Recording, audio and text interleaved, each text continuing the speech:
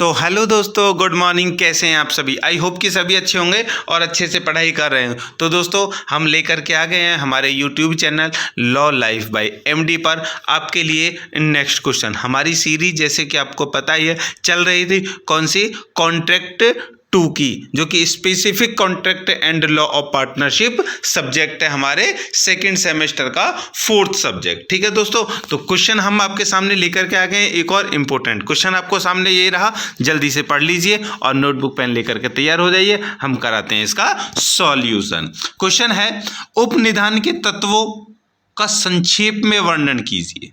Explain the elements of bailment briefly. देखिए दोस्तों, इससे पहले मैं आपको बता दूं कि पिछली वीडियो में हम आपको बता चुके हैं कि एक बेलमेंट किसे कहते हैं, उपनिधान या निक्षेप हम किसे कहते हैं। इसके लिए अगर आपको नहीं पता है तो पीछे जल्दी से प्ले लिस्ट में जाइए, इससे पहले वाली वीडियो को वॉच कर लीजिए।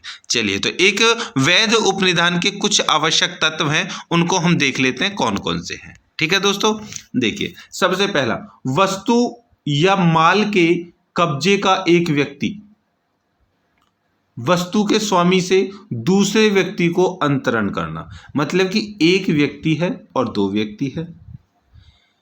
अभी हमने पिछली वीडियो में एग्जांपल बताया था दर्जी का और कपड़े सिलने वाले का। सपोज दैट कि ये है दर्जी,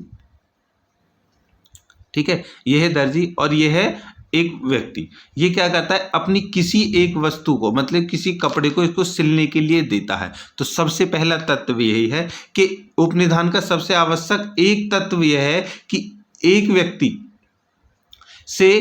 व्यक्ति से दूसरे व्यक्ति को वस्तु के कब्जे का अंतरण, मतलब पहले जो कोई वस्तु कपड़ा था, ठीक है, वो कपड़ा पहले इसके कब्जे में था, अब इसके कब्जे में जा चुका है।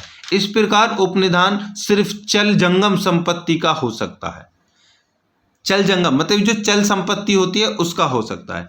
उपनिधान में वस्तु का स्वामित्व वस्तु के स्वामी उपनिधाता के पास बना रहता है। देखिए इसमें क्या है, जो वस्तु इसके पास है, जो कपड़ा इसके पास सिलने के लिए, उसका मालिक तो हमेशा यही बना रहेगा। ठीक है, उसमें ये क्या करेगा, प्रयोजन करेगा, परिवर्तन करेगा।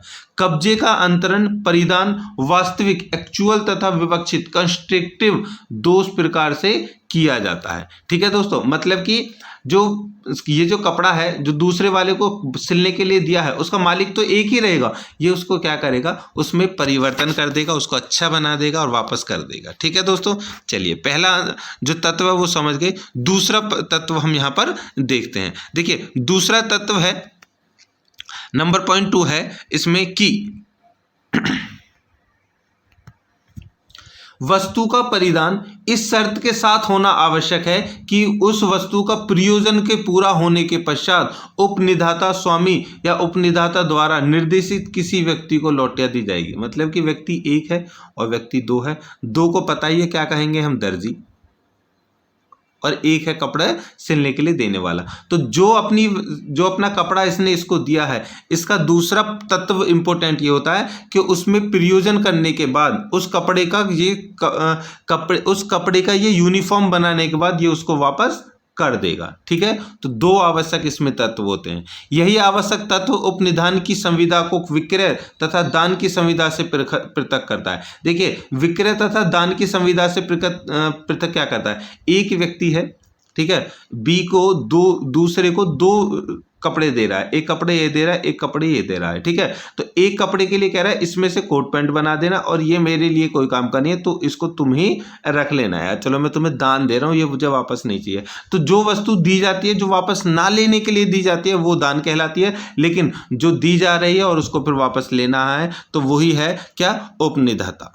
इट मीन्स के बेलमेंट। ओके, चलिए विक्रय तथा दान को संविदा में वस्तु का स्थायी परिधान अंतरण होता है। परंतु देखिए इसमें कह रहा है विक्रय तथा दान दोनों कंडीशन में एक जो वस्तु है उसका स्थानांतरण, मतलब पहले एक पर थी उसके बाद वो दूसरे पर तो जाती है, लेकिन अंतर यह होता है, परंतु उपनिधान में वस्तु का अंतरण या परिधान स्थायी रूप से किसी विशिष्ट प्रयोजन के लिए इस शर्त पर होता है कि प्रयोजन पूर्ण हो जाने पर स्वामी उसको उपनिधाता को वो वस्तु लौटा दी जाए। इट मीन्स के जो पहली मतलब जो दान करने वाली वस्तु है उसका मालिक पहले ये था, अब उसका मालिक देने के बाद में ये बन गया। लेकिन पहली जो वस्तु थी जो केवल उसको प्रयोजन के लिए दे रहा था, उसमें दोस्तों ये है कि उसका मालिक हमेशा यही रहेगा, चाहे ये वस्तु उसके पास में रहे।